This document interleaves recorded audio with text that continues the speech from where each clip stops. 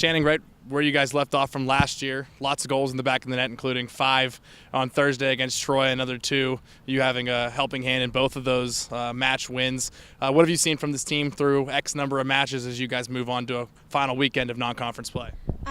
Just every game, that's one more time that we get to play together, and with so many returning players this year, and then from the spring too, our chemistry together, it's just incredible. Every game that we get to play together, we produce more and more and get more used to each other, so I think it's really starting to show. Yeah, what did you learn year one? Obviously, you were a big part of last year, but you're a freshman, and everything you were doing was for the first time. Now you're kind of wrapping up non-conference play. So what's the one thing you think you can take from playing as a freshman, having an impact as a freshman as you move along this season? Just always rely on your teammates, and they're the ones that are there regardless.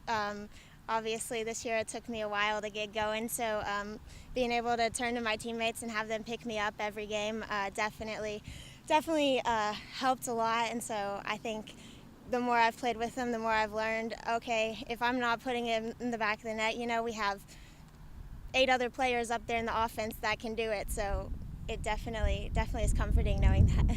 I think Mitch was the one that said, you're a goal scorer if it takes you 3 matches and you can consider that a slump. What was working for the team this past weekend? Obviously a long road trip. What was going right for you guys to get 2 wins on the road? Well, finishing finally came. We were able to put the ball in the back of the net enough times to pull out the win. But we were connecting the ball pretty well. We had a lot of really good balls played in.